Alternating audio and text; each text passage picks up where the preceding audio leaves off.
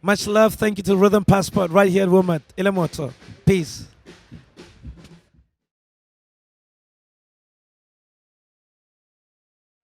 For me, I'm psyched. I'm still psyched. The adrenaline is coming down. So we had a great, beautiful show last night at BBC Three stage here at Charlie Gillette. I grew up with a lot of influencers, and for me, the whole thing with for example, what I don't try to describe the music I make. So at some point on my website, I say the new sound of the Kalahari messages, new messages for our times, with winds of Siberia and African rhythms. But really, all in all, I don't really want to describe the music I do because I don't or confine it. Storytelling is a big part of it. For example, wouldn't look at myself as an activist. When I grew up under apartheid, so the whole concept of having a message, of speaking about the human conditions and things that happen and the inequalities. I grew up with my grandmother on a farm, and she always had like the storytelling technique was you had to have a mess. You have to. What was the message at the end of the story? She would be like, "What did you learn from this?" And that I guess was instilled for me at a young age to lay something on you. Like to not leave. I want to leave you with something, even if you was to say this guy was a bit hardcore. That is enough. I think that for me is essential. That in terms of from performance perspective.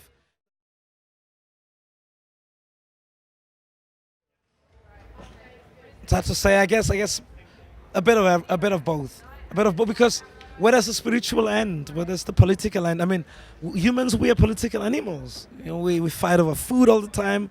We're selfish, and I think that self care and the selfish gene, me and myself, that's a political statement in itself. And then the spiritual part comes into that. How most of us don't want to die. Most of us just want to be loved, irrespective of how much a cold front we put up. And that is both spirituality, but I think it's the politics of the human animal. BBC Radio 3 got in touch with the ministry, the directors of arts at the Ministry of Youth and Culture at home, Namibia, and there was nobody around.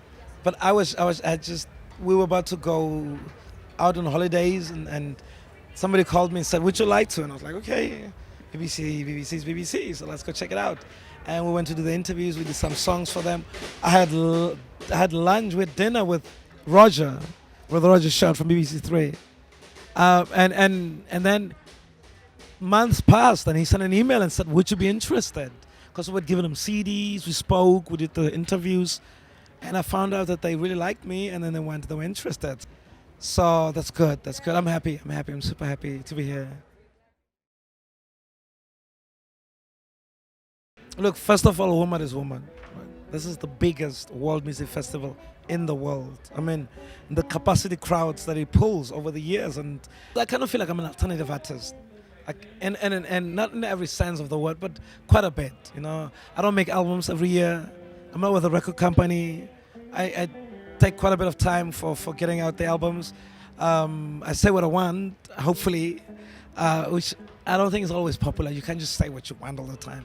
If you're signing with EMI, you got to say what EMI wants or what they want to be heard, to be, and to be taken in and to be given an 11:15 spot headlining BBC Three stage, Charlie Gillette stage is like, come on, man. I'm in awe. I couldn't sleep until 5 o'clock. Well, I'm in a good place right now. In terms of the music, in terms of the music and the artistry, I'm in a really good place. After whatever happens to Woman, I feel like I've done my best. And in 2 weeks, I'm coming back for a project in place of war. Artists from all over the world: Congo, Beirut, Colombia, I think Palestine, both sides of the division, and we're gonna try working on a collaborative album of arts in place of war.